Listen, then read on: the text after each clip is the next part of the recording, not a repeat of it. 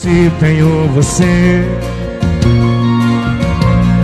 amor da minha vida, o sonho de criança pra viver. A luz no teu sorriso enche de alegria o meu coração. Igual ao oceano, o céu e as suas notas dessa canção. Depois da tempestade, sempre se tem temporal. Diz que passou o temporal, o sol que brilha em teu rosto traz um sorriso de novo e devolve a minha paz.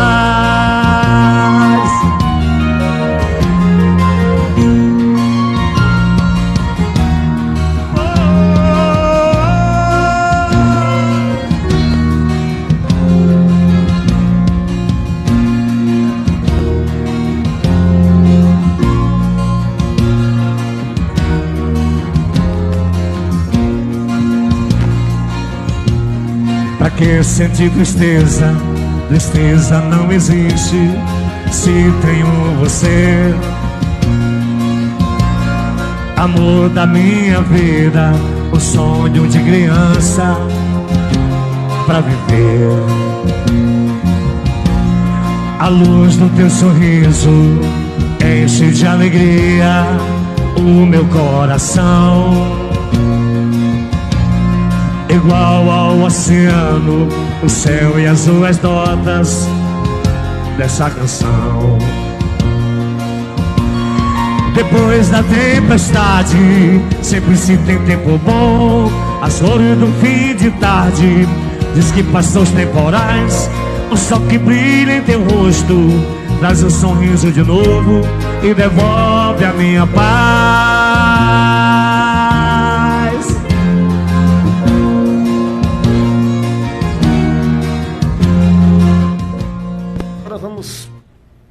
Depois do Jorge aí, né? Vamos falar agora com a Nazaré Araújo. Nós estamos recebendo aí muita gente boa aqui no nosso podcast, né? E Tarauacá, ele tá sempre tem sempre um diferencial, né? Você não tem que município que em Tarauacá tem um podcast. Ó, deixa eu agradecer Top Car, Mobilidade Urbana, liga aí os meninos, 99250-3458.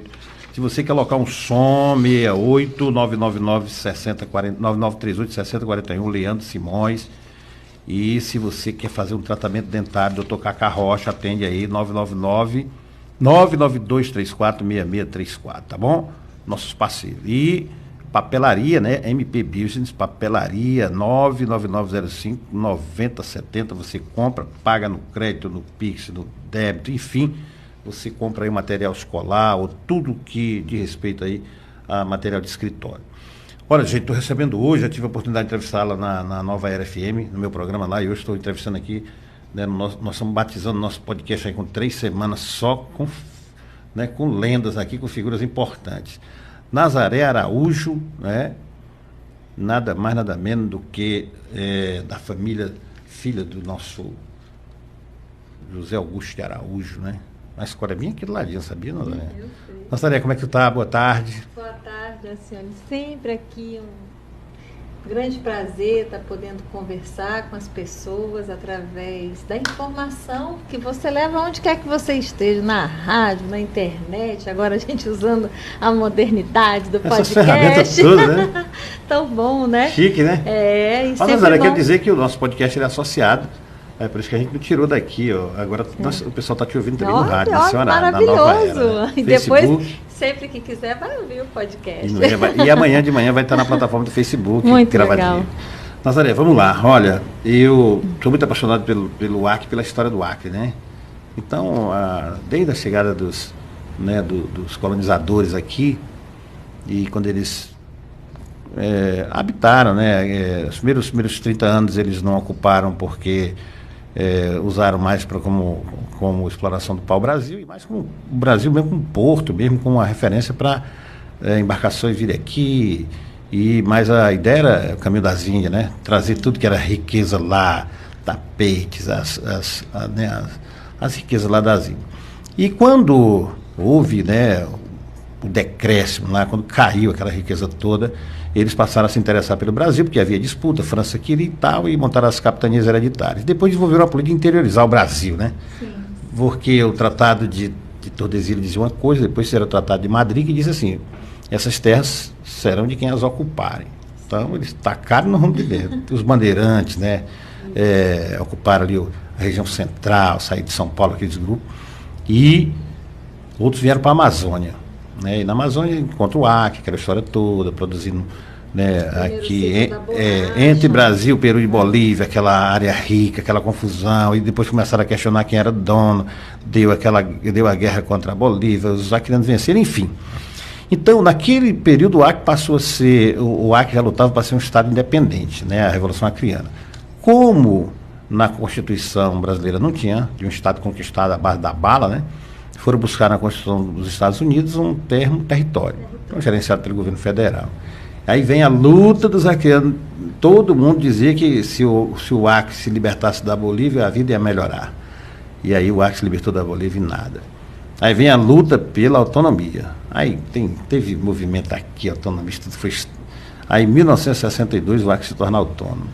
Isso, né? Já naquela época, né, você vê que o Euclides da Cunha, ele já tinha a ideia de que somente uma estrada que fosse capaz de atravessar os rios que cortam de forma diagonal o nosso estado iam fazer a integração desse pedaço de terra que a gente ama tanto. Antigo, né? É um sonho muito antigo. Então, a partir de 1962, o Acre tornou-se estado, nós vamos ter nossa primeira eleição, cara. Isso. Né, o povo vivendo fruto mal, também do movimento autonomista, né, que muitas pessoas... E aí entra na disputa... O interior do estado teve um papel fundamental. Muito importante, né? Sim. O movimento autonomista aqui no Juruá foi muito grande. Muito forte. O jovem professor de filosofia, né? Isso. José Augusto de Araújo, formado no Rio de Janeiro. Com discurso já muito avançado. O Acre para os acreanos. Acre para os acreanos. Fecho do movimento autonomista. Reforma agrária, reforma urbana. Já falaram esse monte de coisa naquela época. Educação para seringueiros, ribeirinhos, saúde à disposição da população mais pobre. Cara. Ele que nasceu em Cruzeiro do Sul. E aí os avós que foram encarregados ainda no governo do território de fundar o município de Feijó, são os desbravadores mesmo, são as pessoas que fazem acontecer. Então, reacendeu de novo o sonho do acreano, né, depois da eleição. Quando José Augusto Araújo assume, ganha a eleição bem, quando começa a governar, vem o golpe militar, ele é deposto, é preso, ele aquela tristeza toda. Ele governou 1 ano e alguns meses, né, porque ele assumiu em março de 1963, ele ganha a eleição do Guiomar, que era a pessoa que lutou também pela implantação e tinha feito muitas obras dentro do Estado, estruturantes, é preciso que a gente diga isso. Mas naquela época o Acre queria se governar, ele queria o Acre para os acreanos. Quanto tempo de governo sem o acreano poder dizer como ele queria as coisas, né? Então, quando meu pai assume, é um pequeno período democrático que a gente tem, de 1963, março de 63, até o dia 8 de maio de 1964, quando ele viu acontecer um cerco ao palácio. Foi, o Edgar Pedreira entrou lá. Exatamente. Enfim. Então a gente precisa também colocar para a juventude. Outro dia encontrei uma pessoa que conviveu na época do meu pai e que ele disse, olha, só apoia a ditadura quem nunca passou por ela. Ele contando que quando a juventude se reunia, vinha logo o pessoal para colocar, para dispersar, para dizer que não podia. Então, o homem é para ser livre, para ter liberdade na sua expressão. Isso está escrito hoje na nossa Constituição, Acioli. E as pessoas precisam entender que o direito da educação é que faz a liberdade de expressão acontecer. Saber ler, saber escrever. Poder dar direito ao filho de uma pessoa mais pobre de estudar, isso faz igualdade de oportunidade. E isso naquela época era o que ele queria fazer, você acabou de dizer. Era um projeto muito arrojado que ele tinha naquela época, ousado, de entregar aqueles locais onde não houvesse a comprovação de que aquelas terras pertenciam de fato às pessoas, não houvesse uma prova de domínio, de propriedade, entregar para o seringueiro. para aquele que estava ali habitando, que muitas vezes era visto como um escravo, não tinha direito a nada, né? E hoje, modernamente, nós estamos vendo pessoas que não conseguem nem sequer trabalhar, né? Já são exploradas e muitas vezes não são consideradas nas suas necessidades. A gente está vendo isso acontecer. Nazaré, nós temos hoje um estado onde se tenta ao longo de muito tempo, né, transformar o Acre num estado industrializado, com uma série de investimentos aqui que foge um pouco, né, da origem, da tradição dos povos da Amazônia, que é viver da floresta, que é produzir, né, para subsistência e produzir até um excedente para poder comercializar, para comprar outras coisas e tal. Ter vida, né, de certa forma, uma vida tranquila. Mas não, nós entramos nessa modernidade, nessa questão do consumismo, né, e os supermercados instalaram em tudo que é município, né, e você vê o agricultor comprando macaxeira no supermercado, a macaxeira que ele produziu às vezes, né. Então, assim, é muita loucura isso. Como é que tu desenha o Acre hoje na tua cabeça, que o Zé Augusto pensava já num estado, né, justo? Que o que ele defendia era a justiça, né? Isso, justo. É o que está escrito hoje, também na nossa Constituição, que a gente tenha. Nosso hino, né? Está lá, logo que você abre a Constituição, artigo 1º, artigo 2º, artigo 3º, ele fala de quê? De fundamento da nossa República, da República Federativa do Brasil. E a gente, dentro da Amazônia Legal, eu tenho dito e repito isso, porque eu acho que a gente precisa conversar, principalmente com a juventude, com as pessoas que fazem o Acre acontecer, para que a gente tome posse de quem nós realmente podemos ser, de quem nós somos e merecemos ser, assim, olha. Então, nós somos 50% do território nacional é a Amazônia Legal. O Acre, os outros estados que conformam essa Amazônia Legal. Essa Amazônia que é falada no mundo inteiro, que nós sabemos da importância dela para que não haja um processo de desertificação. Nossos rios superiores, as árvores que trazem a umidade, que trazem a melhoria na questão do meio ambiente, mas é preciso que a gente enxergue também como o homem e a mulher e a criança que estuda e o idoso que vive da Amazônia precisa de uma política pública que venha para atender a condição desse homem, dessa mulher, dessa criança, desse idoso, desse jovem, que faz a fronteira no nosso país, a fronteira norte do nosso país acontecer. Eu acho que isso ainda não está visto como deve ser visto. O cidadão da Amazônia, ele vale menos 40% de investimento do que qualquer outro habitante do nosso país. A renda per capita a renda por habitante, ela é menor nos estados da Amazônia, do norte, do que em outro qualquer estado. Uhum. Então, aí a gente ainda carece de muito investimento, de técnica, de tecnologia, de também ter uma logística que oportunize a gente a colocar saúde e educação nos locais mais distantes. O Jorge está defendendo agora a bandeira, e muito me orgulha estar com ele nessa caminhada da política, sendo candidato ao Senado da República. Aqui, né, exatamente. Porque ele diz, eu vou colocar uma internet muito boa para dentro da Amazônia, eu vou colocar no nosso Acre a melhor internet que a gente possa oferecer para esses locais, porque é assim que eu vou poder colocar uma oportunidade de trabalho para esse jovem, uma oportunidade de formação, trazer os núcleos das universidades para a gente fazer os estudos. Tanta coisa que a gente pode fazer nesse caminho dos fármacos, por exemplo, da gente conhecer melhor a riqueza das populações tradicionais que merecem também o nosso reconhecimento, os nossos indígenas, e reconhecer que eles são os habitantes por primeiro dessa terra, merecem qualidade de vida, merecem oferta de água limpa, como eu fiz junto com o governador Tião Viana, nos locais mais distantes do nosso estado. Marechal Thaumaturgo, a gente tinha plano e colocou esse plano de desenvolver para que as pessoas tivessem acesso à água limpa. Água limpa, quando uma criança bebe água limpa, ela tem mais oportunidade de vida, você combate a mortalidade infantil. Então é essa qualidade, mas essa qualidade, para existir, ela precisa que haja o investimento. Hoje nós temos a possibilidade de você ter o acesso que merece a recursos públicos o pequeno agricultor, o agricultor familiar, e também você colocar a oportunidade de uma produção de soja, de grãos, como milho, para que você faça uma ração para um animal. Isso é possível. Aí estão as indústrias que a gente trouxe, como a Acreaves, como a Dom Porquito, e você fazer uma oferta também de proteína animal, que vai fazer uma segurança alimentar. E quando você faz esse projeto de uma forma socioprodutiva, vai fazer uma segurança alimentar. Mas é também a inclusão daquelas pessoas que estão no entorno, que vão criar esses pequenos animais, que vão tirar um animal daquele para a sua alimentação e vão entregar a sua produção, ter um lucro, ter uma renda, ter dignidade de vida. A dignidade vem do trabalho, vem da educação.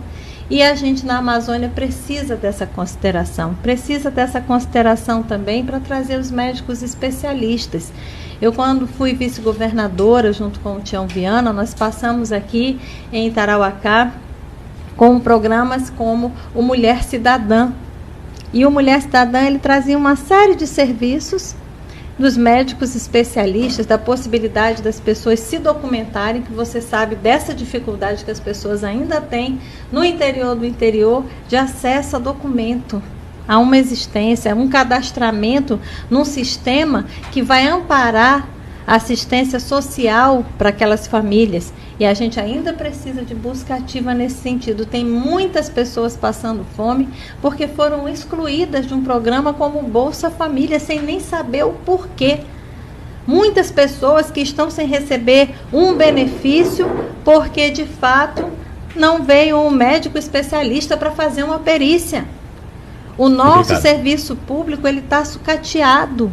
E ele precisa ser valorado para que as pessoas tenham acesso a esse serviço público e tenham acesso à qualidade de vida. Então, eu quero, como senadora, apresentar... Pois é, eu gostaria muito de a gente falar agora desse desafio aí na tua vida, né?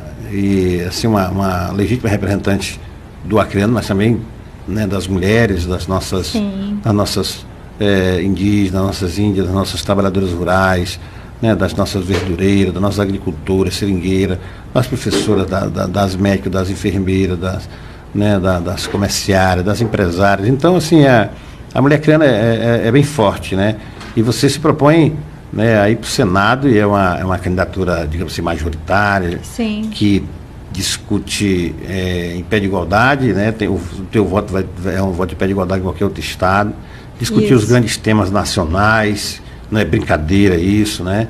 E travar um duelo dentro do Congresso Nacional, né? Pela melhoria da vida da sociedade, as disputas que se dão lá dentro do ponto de vista dos interesses dos grupos, né? Que dominam a política, que dominam a economia, que dominam tudo. E, ao mesmo tempo, né, um olhar para o Acre, que é o nosso estado. Como é que está pensando aí de um possível mandato de senadora Nazaré? Acioli, aquilo que a gente abriu, essa fala, me inspira. A tradição, o caminho da minha ancestralidade na defesa do Acre, da melhoria de vida para as pessoas, do compromisso que a gente fez também a partir do momento em que eu acompanhei a minha mãe, que mesmo com o meu pai falecido, ela retornou ao Acre após o período de cassação dela, né, porque ela foi deputada federal e foi cassada na época da ditadura militar, quando o Congresso fechou. E ela retornou em 82. Está fazendo 40 anos que eu acompanho o interior do estado do Acre. E eu me formei na Universidade de Brasília. Eu sou especializada, tenho uma habilitação específica em Direito Constitucional. Retornei ao Acre. Fiz o concurso da Procuradoria, sou procuradora do estado do Acre. Já há 27 anos, né, nessa profissão. Depois fui vice-governadora com o Tião Viana. Então você vai vendo a realidade das pessoas. E você eu dedico a minha vida a fazer a melhoria de vida aonde quer que essas pessoas necessitem de ajuda. Aqui em Tarauacá, nós viemos por diversas vezes, na época das alagações. para trazer uma discussão também sobre a questão da segurança aqui em Tarauacá, que você sabe, foi uma discussão com os vereadores e as vereadoras à época, uma crise que a gente vivenciou muito forte. E nós estamos presentes nessa discussão.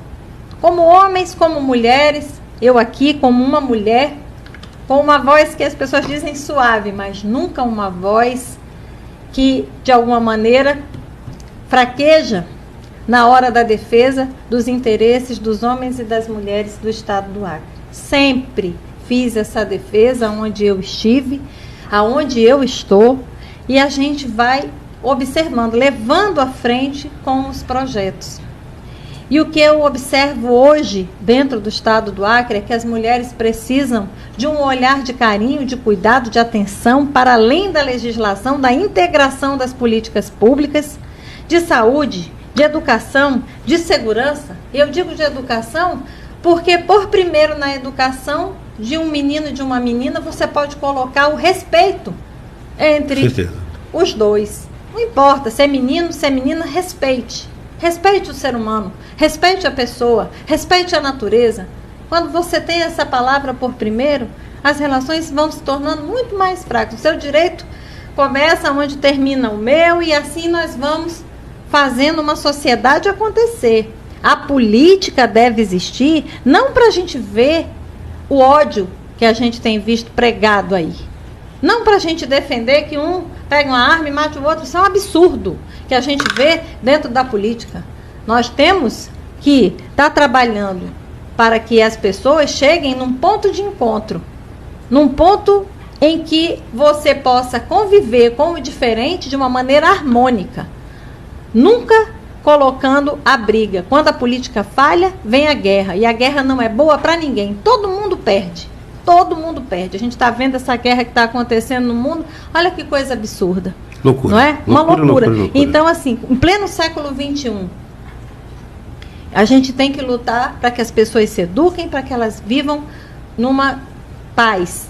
A paz, mas da convivência, que vai à frente, que leva a oportunidade para o filho das pessoas mais simples poderem estudar, poderem ter aquilo que a gente chama de mobilidade social.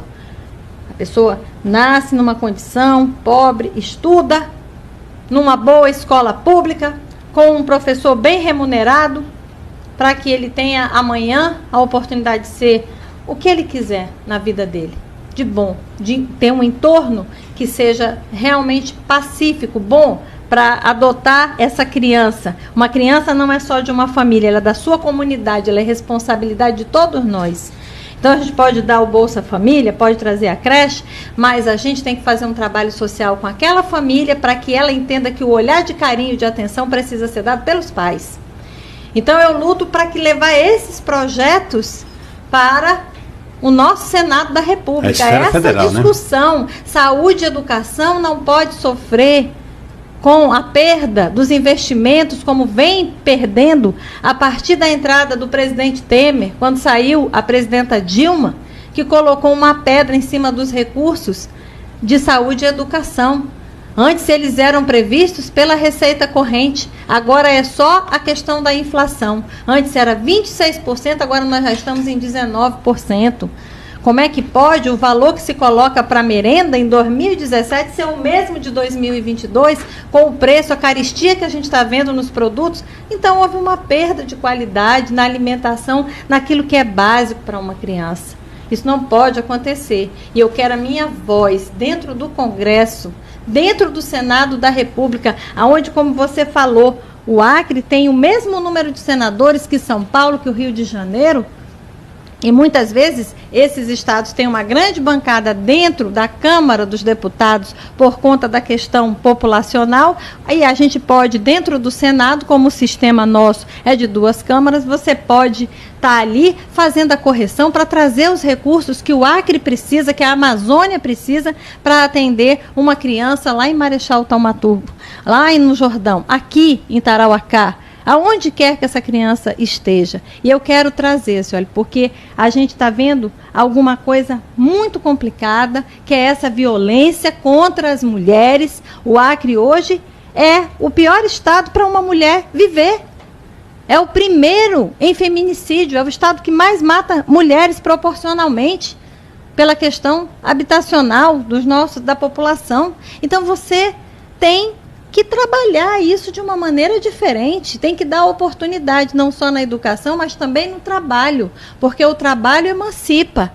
Quando uma mulher tem acesso a uma formação, tem acesso a um cuidado do Estado, a uma política pública no entorno dela, para que ela possa desenvolver um trabalho, para que ela possa ter acesso a um crédito e estabelecer um pequeno negócio, as coisas são diferentes. Ela sai de um sistema de violência e ela conta com o Estado para fazer aquele entorno. Eu digo que o Banco da Mulher, ele não vai ser só um banco pela questão dos financiamentos ou dos refinanciamentos de mulheres. Porque às vezes a mulher estabelece um negócio, aí vem uma situação com o filho, com os pais, ela lá tira do capital de giro dela para poder atender aquela situação. Né? Ela que cuida dos pais, do marido, muitas vezes, dos filhos, e dela mesma ela não cuida. Então esse banco ele vai tá fazendo uma mamografia, tá olhando uma questão do câncer de colo de útero, como é que está a situação dentro da sua casa, ouvir palestras, dar oportunidade para as mulheres também que às vezes ficam ali